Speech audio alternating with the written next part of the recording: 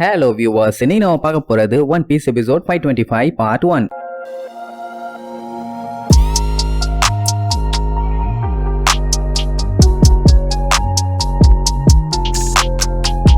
Open பண்ணா போன பாட்டுல நம்ம லூஃபி தேர்ட் கியர் எடுத்தான்ல. ஃபர்ஸ்ட் எப்பவும் போல ஏர ஊதி பாடியை பெருசு பண்ணுவான். அதுக்கப்புறம் கையை ஒரு சைடு நீளமா கொண்டு போவான். அதுக்கப்புறம் அந்த கையில ஏர அப்படியே ஃபில் பண்ணுவானா. கடலுக்குள்ள கையை கொண்டு போன உடனே அவனோட பாடி பயங்கரமா வீக் ஆகும். உடனே ஆர்மமெண்ட் ஹார்டனிங்னு சொல்லி ஹாக்கி பவர் யூஸ் பண்ணி அவனோட கையை ஸ்ட்ராங் ஆகுவான். எல்லாரும் பார்த்து அசந்துருவாங்க. ஏன்னா இப்பதான் ஃபர்ஸ்ட் டைம் லூஃபி இப்படி பண்ணி பாக்குறாங்க. உடனே அந்த கிராக்கன் லூஃபி அட்டாக் பண்ண போகும். இங்க நம்ம பயலால முடியல. கடலுக்குள்ள கையை வச்சுக்கிட்டு இருக்கிறதுனால அவனோட எனர்ஜி கொஞ்சம் கொஞ்சமா ட்ரை ஆகிட்டே போகுது. இதுல வேற அந்த கிராக்கனும் அட்டாக் பண்ண வருதா. அதை பார்த்த சஞ்சய் என்ன பண்ணுவான், ப்ளூ வாக்குன்னு சொல்லி பிச்சுக்கிட்டு ஓடுவான். அவன் ஓட ஸ்டார்ட் பண்ணும் போதே அவன் மேல இருந்த பபிள் தனியா கலரும். அப்படின்னா பையன் எந்த அளவுக்கு ஃபாஸ்டா ஓடி இருக்கான். உசோப் எல்லாம் பார்த்துட்டு என்னடா இவன் ஃபிஷ்மேனை விட பயங்கர ஃபாஸ்டா இருக்கான், வேற மாதிரி மாஸ் காட்டு சஞ்சய்பாங்க. அவன் தண்ணிக்குள்ள அப்படியே பாஞ்சு ஓடி வந்துட்டு இருப்பான். அந்த டைம் அவனுக்கு கமபாக்கா கிங்டம்ல எடுத்த பிராக்டிஸ் தான் ஞாபகத்துக்கு வரும். அட அங்க இருக்கவங்களுக்கு பயந்து ஓடுவான் ஓடிக்கிட்டே இருப்பான். அவனை பொறுத்த வரைக்கும் அவங்கள கம்பேர் பண்ணும்போது இந்த மான்ஸ்டர்லாம் ஒண்ணுமே இல்ல. என்னைக்கே இதை செஞ்சிடறேன்னு சொல்லிட்டு கண்ணா பின்னான்னு ஒரு ரொட்டேஷனை போடுவான். கால் அப்படியே நெருப்பா கொதிக்கும். இந்த வச்சுக்க கிரில் ஷாட்னு சொல்லி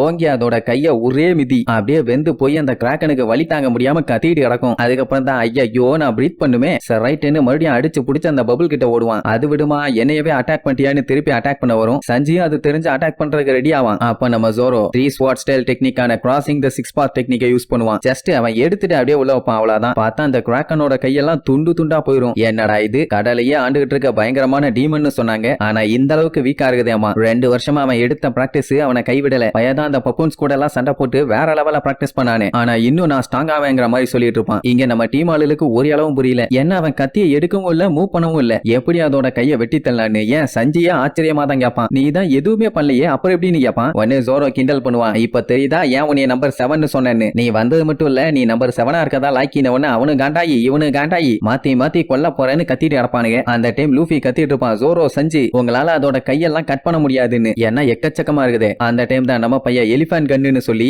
ஓங்கி அவனோட தேர்ட் கியர்ல அந்த கிராக்கனை ஒரே அடி. எல்லாருமே மறந்து போயிருவாங்க. என்னடா இது அடிச்சு திரிய விட்டுட்டானேன்னு. அது மட்டும் இல்லாம லூஃபி இப்ப முன்ன விட பயங்கர ஸ்ட்ராங் ஆயிட்டான்னு நல்லாவே தெரியுது. சொல்ல போனா கடலுக்குள்ள இருந்தே இவன் இந்த அடி அடிச்சிருக்கானா அப்ப வெளியில என்ன அடி அடிப்பான். அப்ப அந்த கிராக்கனோட பாடிக்குள்ள இருந்து டி-ஷர்ட் போட்ட ஒரு ஷார்க் ஒண்ணு வெளியில வந்து நம்ம ஆளுகளை பார்த்து தேங்க்யூன்னு தலையை மட்டும் ஆட்டிட்டு அங்க இருந்து கிளம்பிடும். அப்ப என்னவா அந்த கிராக்கன் அப்படியே கீழே விழும். என்னன்னா சீ கரண்ட் அதை அப்படியே கீழே இழுக்குது. அவ்வளவு பெரிய சைஸ்ல இருக்க அதையே இழுக்கும் போது நம்ம ஆளுங்க தமாக்குண்டு ஆளுலாச்சே இவங்கள இழுக்காம இருக்குமா. சட்டு புட்டுன்னு கப்பலுக்கு போகணும்னு சொல்லிட்டு திரும்புவானுங்க. ஆனா அதுக்குள்ள அவனுக்கு எல்லாத்தையுமே அடிச்சு புடிச்சு உள்ள இழுத்துக்கிட்டு போயிடும். சொல்ல போனா அவங்களால அந்த போர்ஸை தாண்டி எதுவுமே பண்ண முடியல. இங்க இவங்க வெயிட் பண்ணி பார்த்துட்டு இருந்தா வேலைக்கு ஆகாதுல. அவங்கள ஃபாலோ பண்ணி போனா தானே எல்லாரும் ஒன்னா இருக்க முடியும். சோ கப்பல் எடுத்துக்கிட்டு வேகமா அவங்கள ஃபாலோ பண்ணி அவங்க பின்னாடியே போவாங்க. போற வேகம் சரியான வேகம். எல்லாம் கண்ணா பின்னான்னு உள்ளுக்குள்ள தெரிச்சுக்கிட்டு கிடப்பாங்க. இந்த வேகத்துல எல்லாம் போய் இடிச்சு விழுந்தாங்கன்னா அவ்வளவுதான். கப்பலோட சேர்த்து 50 பேரும் செதறிடுவாங்க. இந்த நேரத்துல கூட நம்ம புரூக்கு காமெடி பண்ணிட்டு இருப்பான். என்னன்னா சுத்துறதுல அவன் கண்ணு சுத்துதாமா ஆனா அவன்கிட்ட கண்ணு இல்லையாமா. நமிக்கு ஒரு விஷயம் மட்டும் நல்லா தெரியும். இவங்க இதே போர்ஸ்ல போனாங்கன்னா கண்டிப்பா எதையாவது இடிச்சிருவாங்கன்னு. அதனால எல்லாருமே கான்சென்ட்ரேட் பண்ணி கப்பலை கரெக்டா கொண்டு போங்க.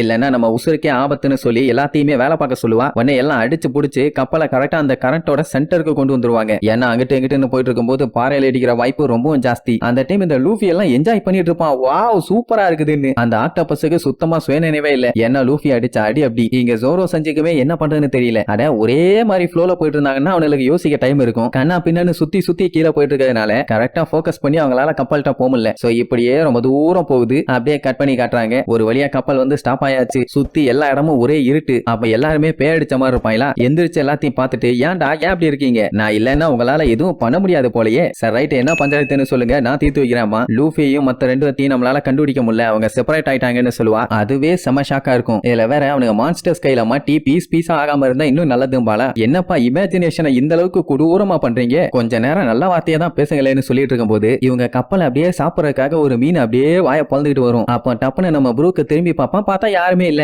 என்னன்னா அந்த மீன் அப்படியே கிராஸ் பண்ணி போயிருச்சு. அதுக்கப்புறம் அங்க எங்கன்னு இவங்க கப்பல் கிராஸ் பண்ணி போற இடத்துல எல்லாம் பயங்கரமான மான்ஸ்டர்ஸ் மீனுங்கன்னு மறைஞ்சிருந்து நம்மள கப்பலை அப்படியே நோட்டம் விடுதுங்க. இப்ப என்னன்னா அந்த கடல்ல இருக்க பயங்கரமான மிருகங்கள் எல்லாமே இவங்கள சுத்தி தான் வந்துகிட்டு இருக்குது. ஆனா எல்லா இடமும் இருட்டா இருக்கறதுனால எதுவுமே தெரியல. இப்ப என்னன்னா இவங்க 7000 மீட்டர் கீழே வந்திருக்காங்க. இவ்வளவு தூரத்துக்கு கீழே ஒரு ஷார்க் வந்தாலுமே அதால தாக்கு பிடிக்க முடியாது. சரி, அப்ப இவங்க ஃபிஷ்மேன் ஐலாண்டுக்கு வந்துட்டாங்களான்னு கேட்டா அதான் இல்ல. கேமி ஆல்ரெடி உங்க கிட்ட சொல்லியிருக்கான், சீ லெவலோட 10,000 மீட்டருக்கு கீழே போகணும். இப்ப இவங்க இருக்கிறது 7,000 மீட்டர்ல, அப்படின்னா இன்னும் 3,000 மீட்டர் கீழே போகணும். இப்ப என்ன பஞ்சாயத்துன்னா, நம்ம ஆளுக வச்சிருந்தது எல்லாமே சின்ன பபுள், அதுல அந்த அளவுக்கு ஆக்சிஜன்லாம் இருக்க வாய்ப்பே இல்ல. கொஞ்ச நேரத்துக்கு தாக்கு பிடிக்கலாம், காத்து மட்டும் காலி ஆயிருச்சுன்னா அவ்வளவுதான், அங்கேயே செத்து போயிருவானுங்க. அதுக்குள்ள அவனுங்களை எப்படியாச்சும் கண்டுபிடிச்சாகணும். இதுக்குதான் நம்பி படிச்சு சொன்னா, ரோப்ப கட்டிட்டு போங்கடா, ரோப்ப கட்டிட்டு போங்கடான்னு. எங்க கேட்டானுங்க. இப்ப எல்லாம் போச்சா? சரி, நீ இங்கே இப்படியே நின்னுட்டு இருந்தா மட்டும் என்ன ஆக போகுது? அவங்கள தேடுற வேலையை ஆரம்பிப்போன்னு பிராங்கி அவன் பாடியில இருந்து லைட் எல்லாம் அடிச்சு காட்டுவான். அப்படி அடிச்சு பார்க்கும் போதே அம்புட்டு பேரும் பயங்கரமா ஷாக் ஆயிருவாங்க. என்னன்னா, ஒரு பெரிய சைஸ் கண்ணி இவங்களை பாத்துக்கிட்டு இருக்குது. கண்ணே இவ்வளவு பெரிய சைஸ்னா அந்த மீன் எத்தா தடி இருக்கும். அப்படியே ஜூம் அவுட் பண்ணி காட்டுறானுங்க. ஒன்னு இல்ல, ரெண்டு இல்ல, எக்கச்சக்க மீனுங்க அங்க சுத்திட்டு இருக்குதுங்க. எல்லா மீனும் நம்மளால கப்பலை விட பெரிய சைஸ். அது இதெல்லாம் அடிச்சு பிடிச்சி எஸ்கேப் ஆகி நம்ம ஆளுகளை அப்படியே சுத்தி சுத்தி தேடிட்டு இருப்பாங்க. எப்படியும் அவனுங்க இவங்கள தானே தேடிட்டு இருப்பானுங்க. ஜோரோ சஞ்சி எங்கடா இருக்கீங்கன்னு கத்திட்டே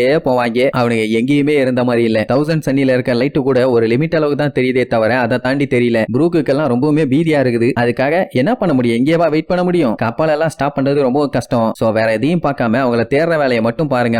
எப்படியும் ஏதாச்சும் ட்ரேசஸ் கிடைக்கும், அதை வச்சு கண்டுபிடிச்சிடலாங்கிற மாதிரி ரோபின் சொல்லிட்டு இருப்பாளா. அந்த டைமுங்கும் போது கப்பலுக்கு மேல ஒரு பெரிய ஜெல்லி ஃபிஷ் வந்து நிக்கும். கப்பலையே மொத்தமா கவர் பண்ற அளவுக்கு அத்தா தண்டி சைஸ். அதோட டென்டக்கிள் அப்படியே கப்பலுக்குள்ள வருமா. சாப்பர் பார்த்துட்டு வாவ் சூப்பர்னு சொல்லிட்டு அதை தொட போவான். ரோபின் வேண்டாம் தொடாதம்பா, ஏன்னா அது விஷம், அதை தொட்டா நீ காலின்னு சொன்ன உடனே நல்ல வேலை தொடலன்னு பேக் அடிச்சிருவான். அந்நேரம் பார்த்து ஒரு பெரிய சைஸ் மீன் அப்படியே நம்ம ஆளுக கப்பல கவ வரும். அந்த டைம் பிராங்கி கப்பலுக்கு பூஸ்ட் கொடுத்து எப்படியோ அதுகிட்ட இருந்து எஸ்கேப் ஆயிடுவானா. அதை என்ன பண்ணும், வந்த வேகத்துல அந்த ஜெல்லி ஃபிஷ ஒரே கவு. நல்ல வேலை ஜஸ்ட் மிஸ்ல எஸ்கேப் ஆனோம் பாங்க. ஆனா இங்க இன்னொரு பெரிய பஞ்சாயத்து. இவங்க இந்த மாதிரி ஒவ்வொரு டைமும் பூஸ்ட் கொடுக்கும் போது இவங்க கிட்ட இருக்க அந்த பபுள் ஏர் வந்து கொஞ்சம் கொஞ்சமா குறைஞ்சுக்கிட்டே வரும். அதனால தேவையில்லாமலாம் இனி பூஸ்ட் யூஸ் பண்ணக்கூடாது. என்ன இந்த பபுள் கொஞ்சம் கொஞ்சமா சுருங்கிறத பார்க்கும்போது எல்லாத்துக்குமே லைட்டா பீதியா ஆகுது. இன்கேஸ் காத்து இல்லாம மட்டும் இங்க மாட்டிட்டாங்க, உடனே எல்லாம் நீந்தி மேல போக முடியாது. 7,000 மீட்டர் அவ்வளவுதான், ஸ்பாட்லயே பாடி தான். அப்பதான் இன்னொரு மேட்டர் காட்டுறாங்க. அந்த ஜெல்லி ஃபிஷ கவிச்சு ஒரு பெரிய சைஸ் மீன் அது அப்படியே மயக்கம் போட்டு கீழே விழும். அப்படின்னா அந்த ஜெல்லி ஃபிஷ் அந்த அளவுக்கு பாய்சன். சாப்பரும் சோப்பும் பார்த்துட்டு என்னடா டீப்ஸி இந்த அளவுக்கு கொடூரமா இருக்குது, எல்லா ஃபிஷோட கண்ணையும் பார்க்கும்போது வெள்ளை வெள்ளையா இருக்குது, எனக்கு பயமா இருக்குது, காப்பாத்துங்கன்னு கதறி கதறி அழுவான். அழுதா மட்டும் நீ என்ன பண்ண முடியும்? அப்படியே கப்பல் பொறுமையா கொஞ்சம் கொஞ்சமா கீழே இறங்குறதோட இந்த எபிசோடுக்கு எண்டு கார்டு போட்டு முடிக்கிறாங்க.